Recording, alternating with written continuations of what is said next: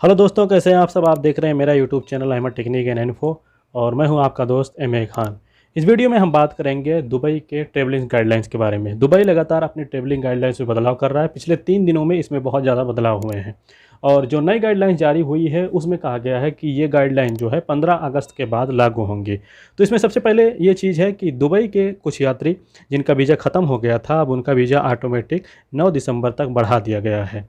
Aamir call centre के मुताबिक कई लोग जिनका वीज़ा भारत सहित कई देशों से आने वाले यात्रियों पर रोक के बाद वीज़ा ख़त्म हो गया था, उनको दोबारा अप्लाई करने के लिए 1 महीने की छूट के साथ 3 महीने के लिए ऑटोमेटिक बढ़ा दिया गया है। फिर भी जो लोग मुत्तहिदा अरब अमीरात आना चाहते हैं वो वेबसाइट amirgdrfa.gov.ae/वीज़ा इंक्वायरी पर अपना वीज़ा चेक कर सकते हैं। एक्सपायर्ड वीज़ा रखने वाले विदेश में फंसे लोगों के अलावा कई जाने माने ट्रैवल एजेंसियों ने भी इस खबर की तस्दीक की है कि वीज़े 9 दिसंबर तक बढ़ा दिए गए हैं।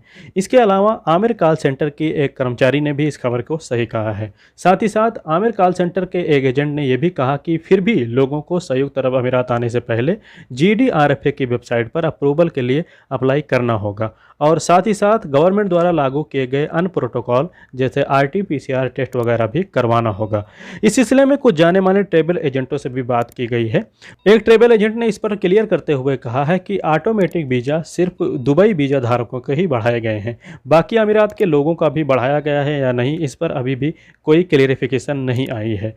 इसके अलावा बड़ी खबर यह है कि 6 महीने से अधिक समय तक यूएई से बाहर रहने वाले वीज़ा होल्डर भी वापस यूएई आ सकते हैं। स्मार्ट ट्रैवल के डायरेक्टर आफी अहमद ने बताया कि एक्सपायर वीज़े के मामले में हम जो देख रहे हैं वो ये है कि जिनके वीज़े जून जुलाई के बाद समाप्त हुए हैं, ख़त्म हुए हैं और उससे पहले उनका वीज़ा वैलिड था, ऐसे वीज़े ही 3 महीने के लिए ऑटोमेटिक यानी 9 दिसंबर तक बढ़े हैं। कई ऐसे लोग अभी भी हैं जिनके वीज़े मई में ख़त्म हुए लेकिन उनका वीज़ा अभी तक नहीं बढ़ाया गया। उन्होंने ये भी कहा कि जो 180 दिन यानी 6 महीने तक यूएई से बाहर रहे हैं और उन्हें ICA या GDRFA से मंजूरी मिल गई है, वो भी वापस यूएई लौट सकते हैं। तमाम एयरलाइंस ऐसे यात्रियों को बोर्डिंग पास दे रही है, लेकिन ध्यान रहे कि ये 180 दिन वाली सुविधा सिर्फ दुबई के लिए है। बाकी अमीरात के बारे में इसके बारे में अभी तक कोई भी क्लेरिफिकेशन नहीं आया है। एक ऑनलाइन ट्रैवल एजेंसी मुसाफिर.com के ग्रुप चीफ ने स्पष्ट किया कि हाँ, वीज़े बढ़ाए गए हैं, हालांकि हम अब भी इस मामले के साफ होने का इंतजार कर रहे हैं कि ये सिर्फ दुबई वालों के लिए है या सबके लिए। उन्होंने कहा कि उम्मीद है जिनके भी वीज़े एक्सपायर हो गए हैं उनको जल्द से जल्द छूट मिल जाएगी और वो वापस यूएई आ सकेंगे। भारत में फंसे एक प्रवासी, एक यात्री जो कि दुबई से गए हुए थे और उस वक्त वो भारत में फंसे हुए हैं, दिनेश ईश्वर दास ने कहा कि मेरा वीज़ा 19 जुलाई को ख़त्म हो गया था, लेकिन जब मैंने GDRFA की वेबसाइट पर चेक किया तो मेरा वीज़ा 9 दिसंबर तक बढ़ा हुआ है।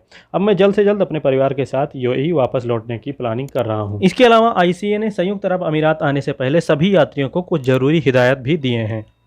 आने वाले सभी यात्री चाहे वो वीज़ा होल्डर हों या ट्रांजिट, सभी को ICA की वेबसाइट या ऐप पर अपना जाति पता यानी पर्सनल पता जहां वो यूएई में रहते हैं, पासपोर्ट डिटेल और वैक्सीनेशन के डॉक्यूमेंट अपलोड करने होंगे। वैक्सीनेशन का सर्टिफिकेट अपलोड करना ऑप्शनल है, वैकल्पिक है, आप चाहें तो अपलोड करें या ना करें। लेकिन जो लोग वैक्सीनेशन के बाद यात्रा में मिलने वाली छूट का, फैसिलिटीज़ का फ़ायदा उठाना चाहते हैं, वो अपना वैक्सीन सर्टिफिकेट भी ICA की वेबसाइट पर अपलोड कर सकते हैं।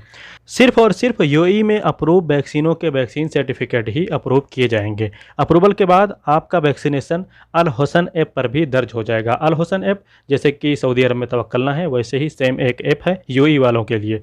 इस बीच अल हुसन ऐप को भी अपडेट किया गया है। इसमें ग्रीन पास सुविधा दी गई है, साथ ही इसमें RT-PCR से रिलेटेड तमाम चीज़ें भी मौजूद रहेंगी। RT-PCR के लिए अल हुसन ऐप में 3 कलर दिए गए हैं, हरा, ग्रे और लाल। हरे कलर का मतलब है कि निगेटिव RT-PCR रिपोर्ट अभी भी वैलिड है, यानी उसकी वैलिडिटी ख़त्म नहीं हुई है, और ग्रे का मतलब है कि निगेटिव RT-PCR रिपोर्ट की वैलिडिटी ख़त्म हो गई है। और इसके अलावा लाल का मतलब है कि आपने जो RT-PCR टेस्ट रिपोर्ट करवाई थी वो पॉजिटिव है, यानी आप कोरोना संक्रमित हैं। इत्तेहाद एयरवेज पाकिस्तान, श्रीलंका और बांग्लादेश के यात्रियों को तभी बोर्डिंग पास दे रही है अगर वो अबू धाबी में ट्रांजिट कर रहे हों। इत्तेहाद के स्पोक पर्सन ने बताया कि इन देशों से ट्रांजिट यात्री ही उड़ान भर सकते हैं। राजनेता, यूएई सिटीजन और गोल्डन वीज़ा वालों को इस नियम में छूट है। विदेश में फंसे यात्री जो दुबई वीजा धारक हैं अब इतिहाद एयरबेस पर उड़ान भर सकते हैं।